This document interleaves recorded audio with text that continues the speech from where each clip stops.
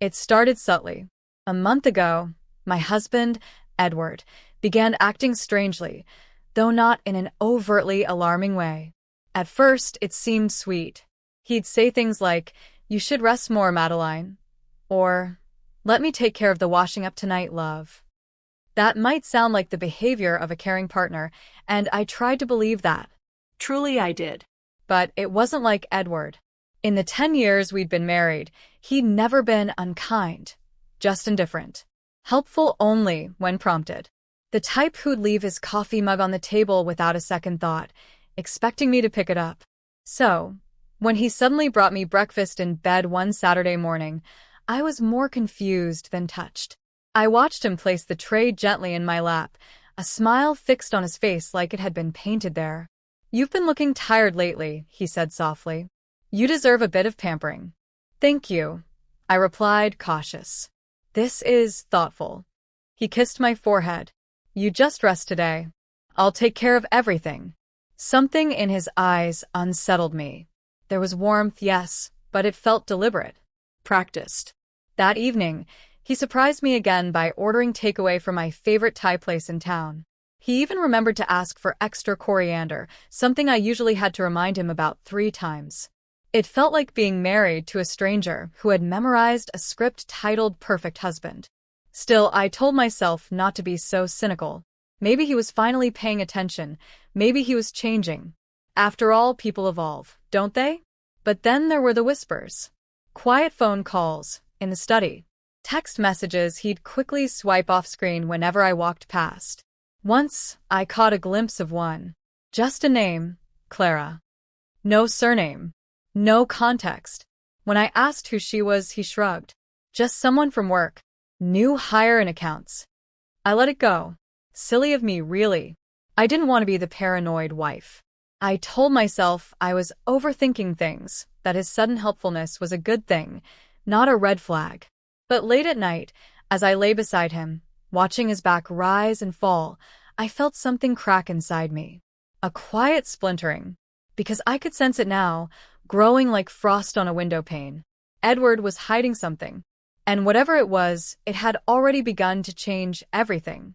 A week later, I found the drawer. It wasn't locked, which made it worse somehow. As if Edward didn't care whether I found it or not. It was in the spare room, what we called the study, though neither of us ever used it for anything but storing odd bits. I was tidying up the bookshelves when I noticed the drawer in the old writing desk slightly ajar. Curiosity got the better of me. Inside, neatly stacked, were receipts. Dozens of them. Hotel stays, restaurant bills, and oddly enough, spa bookings. All within the past 3 months. None of them places we had ever been to together. I picked up a receipt from a hotel in Oxford. The date was just 2 weeks ago. I remember that day clearly. He told me he was working late, that he had to attend some emergency meeting at the office. He even came home smelling of printer ink and stale coffee. But the receipt didn't lie. I sat down in the creaky leather chair and kept digging. One receipt in particular stopped me cold. It was for a small boutique hotel in Bath. Not expensive, but intimate. On the signature line, in the same careless script I knew too well, was Edward's name. Below that, scribbled in feminine handwriting, a note. "Thank you for the perfect weekend. See, Clara?" My stomach churned. I took the stack of receipts and stuffed them into an envelope, tucking it between the pages of an old gardening book in the living room. I didn't know why. Instinct, perhaps. Some small voice inside me whispering that this would matter later. That night, I watched Edward as he ate his dinner, asking me about my day as if nothing had happened. He was relaxed, almost smug. I played along, pretending to be tired, smiling faintly, answering with one-word replies. "Maybe you should get to bed early," he said gently. "You've been looking a bit pale lately." I nodded. "You're probably right." When he leaned in to kiss me goodnight, I let him. But I didn't close my eyes. I didn't return the kiss. I lay awake for hours, staring at the ceiling, listening to the steady rhythm of his breathing beside me. I wasn't ready to confront him. Not yet. But the cracks were growing wider. And I had just found the first pieces of proof. It began with the perfume. A week after I found the receipts, Edward came home late again. I had been pretending to sleep on the sofa, but as he walked past me, I caught the scent. It wasn't mine. I hadn't worn perfume in days, and certainly not something as floral and heady as what lingered on his coat. It was the kind of scent that clung. Deliberate. Feminine. I waited until he was in the shower before slipping into the hallway and lifting the coat from the peg. I brought it to my nose and inhaled. The smell was strong around the collar. Roses and jasmine. Not subtle. Not something picked up by accident. I checked pockets and found a lipstick. Pale pink. Not my shade. Not even close. The next morning, I called in sick. I needed time to think, to observe, to prepare.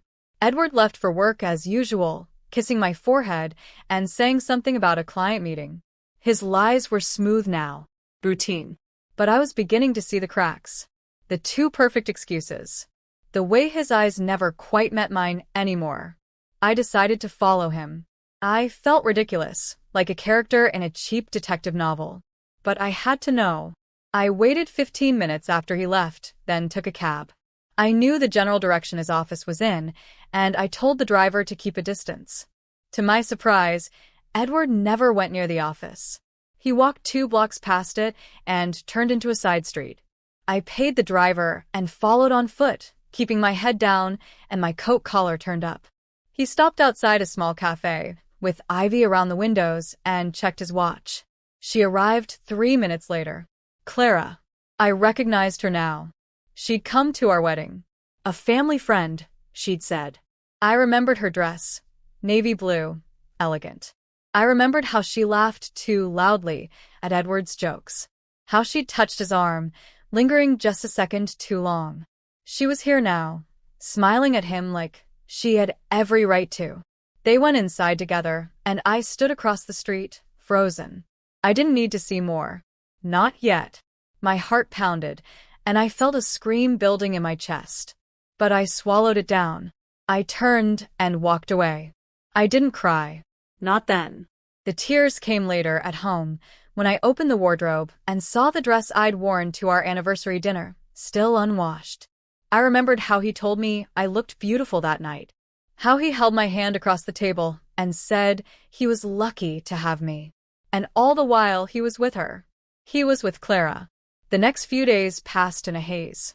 I moved through the house like a ghost, performing my routines with robotic precision. Edward didn't seem to notice. Or perhaps he did, and chose not to care. He was preoccupied, always distracted, his phone never far from his hand. I began watching him more closely.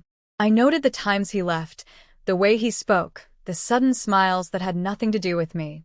I became an observer in my own life, collecting pieces of a puzzle I already knew the picture of. Then one evening, while he was in the shower again, I finally gave in to temptation. I unlocked his phone. He'd grown careless. The passcode hadn't changed. My hands trembled slightly as I opened his messages. Most were routine work updates, family group chats, but then I saw her name. Clara. She didn't even bother with a fake contact. There was a thread of messages going back weeks. Compliments, plans, flirtations, and photos. One of her in a dressing gown, holding a wine glass, blowing a kiss to the camera. Another of Edward, shirtless, lying on what clearly wasn't our bed. I dropped the phone like it had burned me. 1,000 thoughts tore through my mind. Anger, humiliation, heartbreak, but above all, a rising clarity. This wasn't an accident. This wasn't a one-time mistake. This was a choice, a betrayal lived out day after day, hidden in plain sight. And I had been looking the other way. That night, I didn't sleep. I sat on the edge of the bed, watching Edward breathe, peacefully unaware that the walls he'd built with lies were beginning to crumble. I stared at the ceiling until the sun rose, and when he stirred beside me, I kissed his cheek and told him to have a good day. I wasn't ready to confront him. Not yet. I needed to be sure of every detail. I needed to be prepared, strong, not broken by emotion. So I played the part. I smiled when he came home. I cooked his favorite meals. I laughed at his stories. All the while I planned. I took photos of the messages. I began writing down dates, receipts, timelines. I needed evidence. not just for the truth, but for what I would do with it when the moment came. And then something unexpected happened. Clara called the house. I answered, masking my voice with polite calm. "Hello, this is Alice. May I ask who's calling?" There was a pause. Then the line went dead. She knew, or suspected. Perhaps Edward had grown careless with her too. That was the moment I realized it wasn't just a betrayal of love. It was a game. One they thought I didn't know I was part of. But I was in it now, and I intended to win. After Clara's call, something in me shifted. The pain was still there, sharp and deep, but now it was wrapped in purpose. I was no longer a passive player in Edward's charade. I was preparing for the reckoning. I began to follow patterns. Edward always left the house at the same time on Tuesdays and Thursdays, claiming late meetings. He always returned home after 9, smelling faintly of perfume that wasn't mine. One Thursday, I decided not to stay behind. I followed him. I waited 10 minutes after he left, then took the car and stayed far enough behind that he wouldn't notice. My heart pounded in my chest as I trailed him through the streets of Reading, past familiar corners and into a quieter part of town. He parked outside a modest townhouse, the kind with flower pots and lace curtains. A woman opened the door before he even knocked. Clara, blonde, poised, younger than me by a few years, wearing a smile that made my skin crawl. He kissed her, right there, on the doorstep, without a care in the world. I didn't get out of the car. I simply watched. They disappeared inside together, the door closing on the life he had built in secret. It was one thing to suspect, another to see it laid bare in front of you. I drove away, pulling over 2 streets down, shaking with rage and disbelief. He was in love with her, or so he believed. And yet, he was still coming home to me, sleeping in our bed, eating food I made with hands that trembled every time he touched me. The next day, I called in sick to work and sat in our kitchen, staring at the photograph I'd taken of them together. I didn't cry. I didn't scream. I simply thought. Clara had become a ghost in my marriage long before I'd heard her voice on the phone. Now she was flesh and blood. Real. I needed to understand her. So I searched. It didn't take long. She was a solicitor at a local firm. No children. Never married. A neat, curated social media presence full of weekend brunches, yoga classes, and the occasional cryptic quote about destiny or letting go of fear. I wondered if she knew he still kissed me every morning, still told me he loved me, even if the words had become hollow. Then I saw it. A post from 2 weeks ago. A picture of a ring on her finger, delicate and gold, captioned with one word. Yes. My blood ran cold. Engaged. He had asked her to marry him, while I still wore his name, while our wedding portrait still hung on the staircase wall. That evening, Edward came home with flowers. Tulips, my favorite ones. He kissed my forehead and said, "You look beautiful today." I smiled. I took the flowers. I even arranged them in a vase. But inside me, a storm was building. I now knew the whole truth. He wasn't preparing to leave me. He was preparing to live 2 lives. But I wouldn't let him. Not anymore. Our wedding anniversary was approaching. 13 years. I wondered if Edward would remember, or if Clara had already taken over his calendar, his heart, his plans. To my surprise, he brought it up 2 days before. "Let's go out," he said casually. "Dinner at the Golden Pheasant. Just us." The Golden Pheasant was the restaurant where he'd proposed. A converted coaching inn outside the village, candlelit and romantic. It held memories etched into me like carvings in old oak.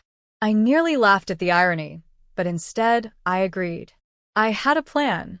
That night, I wore a navy dress I hadn't touched in years, the one with lace sleeves and a high collar. My hair pinned up, lips painted in soft plum. When I walked down the stairs, Edward looked up from his phone and stared a second too long. "You look stunning." "Thank you," I replied. "So do you." Dinner began with strained conversation and forced laughter. Edward seemed restless, checking his watch now and then, tapping his fingers on the stem of his wine glass. I smiled sweetly, sipping my own. Is something bothering you?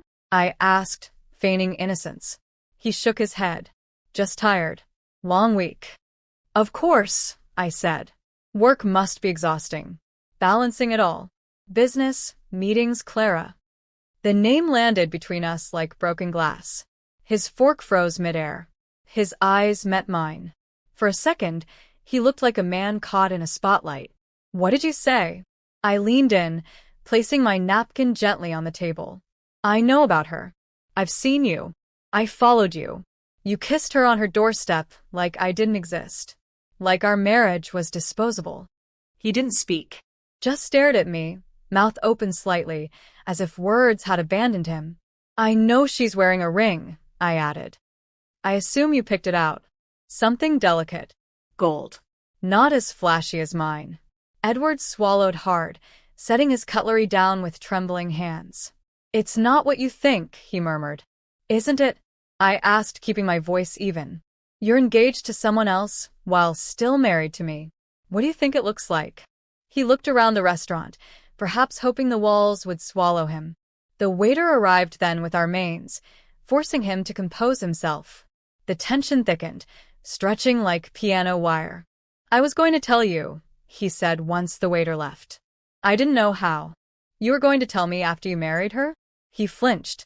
I could see the shame crawl up his neck like ivy. I made a mistake. No, I said quietly. You made a choice. Again and again. And now so will I. He blinked. What does that mean? It means I'm not going to wait around while you play house with someone else. You want to live two lives, but I won't be one half of your lie. His jaw clenched. So, what are you saying? I picked up my wine glass, held it steady between my fingers. I'm saying this is our last anniversary. Enjoy your dinner. I stood, smoothed my dress, and walked out of the restaurant into the crisp night air. Behind me, I heard him call my name. Just once. But I didn't turn back. The morning after our anniversary dinner, the house was eerily quiet. Edward hadn't come home. I wasn't surprised. I imagined he'd gone straight to Clara's, tail between his legs, hoping to escape the fallout. I didn't cry. Not because I wasn't broken, but because I had already mourned this marriage in silence. For months, maybe years. This time, I wasn't going to crumble. I was going to reclaim myself, piece by piece. I brewed a pot of tea and sat in the conservatory, letting the weak sunlight settle on my skin. That's when I noticed the envelope on the kitchen counter. Ivory. Unmarked. Placed too neatly to be forgotten. Inside was a letter. Edward's handwriting, hurried but legible. Anna, you deserve more than silence. I couldn't say everything last night. I was ashamed. Still am. Clara wasn't supposed to happen. I met her through work, and at first it was harmless. But it became something else. I got lost.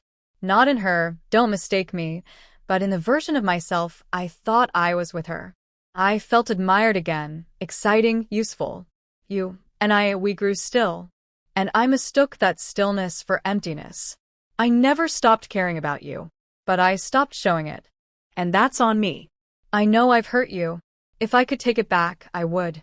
But now I can only ask for your forgiveness. Not to fix things, not to return to what we were, but because I owe you that much. Edward. I folded the letter and placed it on the table. Forgiveness. The word lingered like smoke. I wasn't sure I had it in me yet, but I didn't feel rage.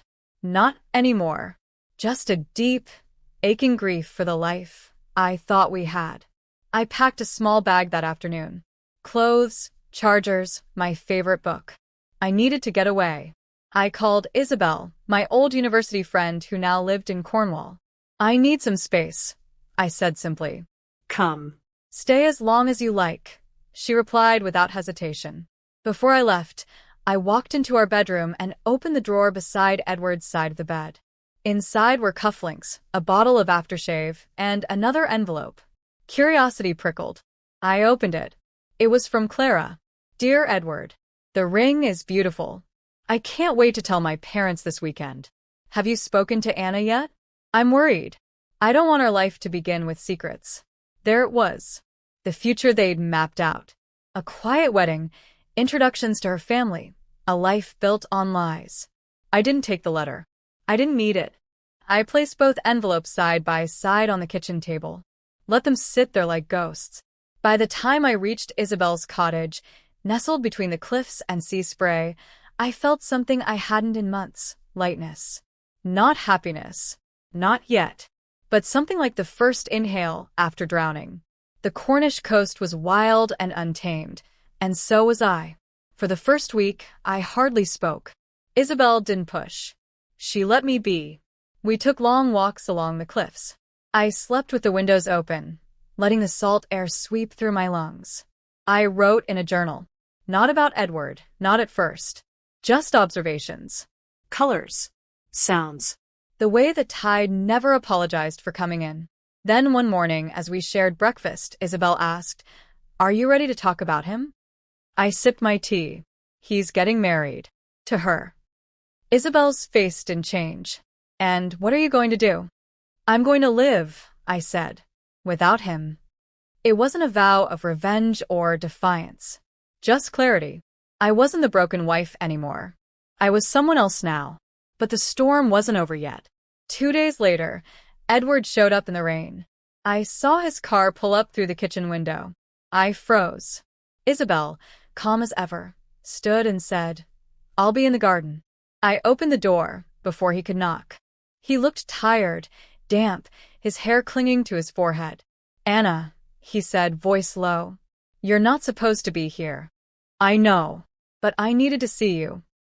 He stepped inside before I could stop him. Rain dripped onto the wooden floor. He didn't sit, just stood there, clutching something in his hand. "I called off the engagement," he said. The words felt like pebbles, skipping across the surface of my calm. I narrowed my eyes. "Why?" "Because I realized something," he said. "It was never about Clara. It was about me running from everything I didn't want to fix. And the moment I read your note, what you said about your light, I knew I'd let it all go dark." He handed me the thing in his hand. The ring. Clara's engagement ring. "I don't want to ask you to come back," he said. "That would be selfish. But I wanted you to know I ended it. Not for you. For me. Because I had to stop pretending." I took the ring from him, studied it. A small diamond, elegant and cold. "I don't know what you want me to say," I murmured. "Nothing," he replied. "You don't owe me anything." And then, almost like he couldn't help himself, "Do you think there's a chance?" My silence was louder than any answer. He nodded, stepped back into the rain, and drove away. That night, I stood alone on the cliffs, wind roaring in my ears. I screamed not out of pain but release. Let the sea take it all. Then I returned to the cottage, shut the door behind me, and began again. Days turned into weeks. The storm inside me began to settle. Isabel and I grew closer, our friendship becoming a lifeline. She never asked about Edward. She just listened when I spoke of hope and fear, of wanting to be whole again. I started painting, something I hadn't done since university. Colors spilled from the brushes, vibrant and raw, mirroring the healing I felt. The cottage became my sanctuary, a place where the past lost its grip. Then one afternoon, as I was finishing a canvas, the phone rang. It was Edward. "Can we meet?" he asked. My heart raced. Part of me wanted to say no, to protect the new life I was building. But something else, a quiet hope, made me say yes.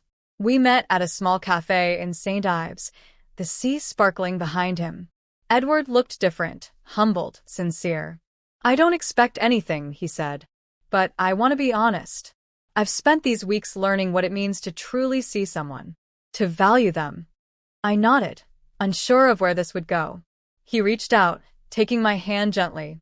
"If you ever want to try again, I'll be here. But I'll wait as long as it takes." The weight of the past still lingered, but so did a new possibility.